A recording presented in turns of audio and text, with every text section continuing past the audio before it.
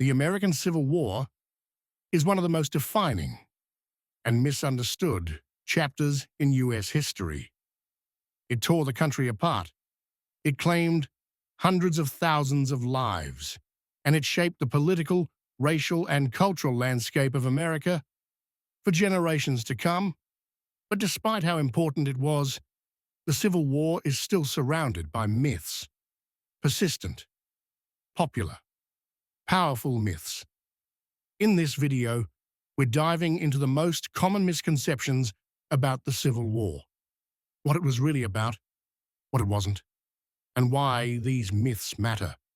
Even today, let's begin. Myth number 1. The Civil War was only about slavery. Yes, slavery was central, but it wasn't the only reason the war broke out. It was also about money, power, territory, and two completely different ways of life. The South relied on slave labor to run its economy. The North was moving toward industry and capitalism. They clashed over tariffs, over new states, and over who should really hold the reins of power, the federal government or the states. Slavery wasn't a side issue, but it was also a symbol of something much bigger. Even the South's secession documents say so. They talked about slavery, yes, but also about survival, pride, and identity. So no, the Civil War wasn't just about slavery. It was about everything slavery represented. Myth number 2, the North was anti-slavery, and the South was pro-slavery. The truth is far more complicated. In the North, many people didn't want slavery to expand, but that doesn't mean they believed in racial equality. Some were worried about the economy. Others just didn't want to compete with slave labor. Meanwhile, in the South, not everyone supported slavery.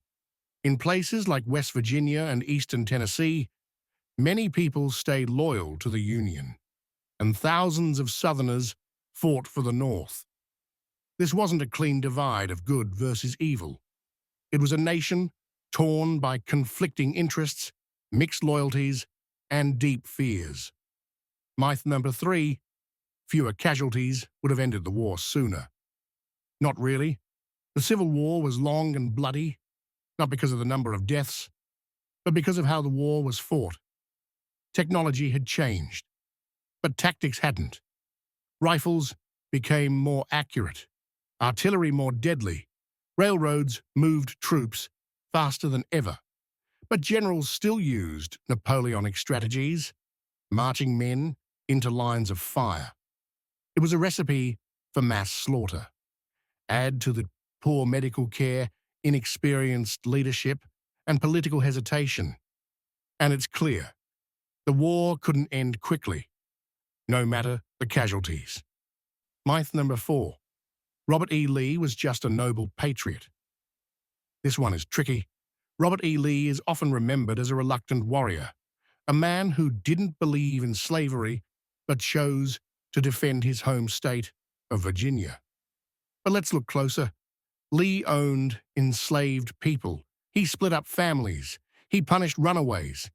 Yes, he struggled with his choices, but in the end, he chose to fight for the Confederacy, a government built to protect slavery. You can admire Lee's tactics, but we shouldn't ignore what he fought for. Myth number 5, the Civil War ended racism in America. This is one of the most harmful myths. Yes, slavery was abolished. The 13th Amendment made sure of that. But racism didn't disappear. It just changed shape. After the war, Southern states passed Jim Crow laws, legalized segregation, voting restrictions, economic oppression. Black Americans were free on paper, but still trapped in a system designed to hold them down. And that system didn't end in 1865. It lingered for generations. Myth number 6. The South lost only because the North had more resources. It's true. The Union had more men, more factories, more money, but the South had strong leadership, motivated soldiers, and home field advantage. What really hurt the South was poor strategy. They expected help from Britain and France, but it never came. They depended on cotton exports, but Union blockades cut them off.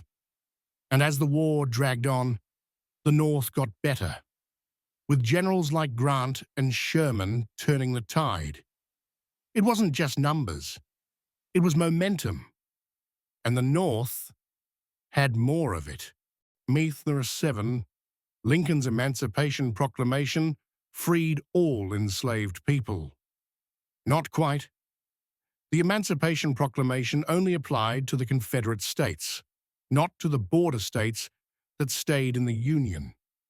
Slavery remained legal in places like Kentucky and Maryland until the end of the war. Even then, freedom didn't mean safety. Newly freed people faced poverty, violence, and systems built to keep them powerless. The fight for true equality had only just begun. Meath through 8, the Civil War was inevitable. It didn't have to happen. There were compromises in 1820, in 1850, even in 1861. But eventually, those compromises ran out. Why? Because the issues were too big, too emotional, too political, and because leaders on both sides failed to find a peaceful solution. The war wasn't fated, it was a failure. The Civil War wasn't black and white. It wasn't just good versus evil or North versus South. It was a story of fear, pride, politics, power, and the fight for America's soul. The myths we've talked about today, they're still with us.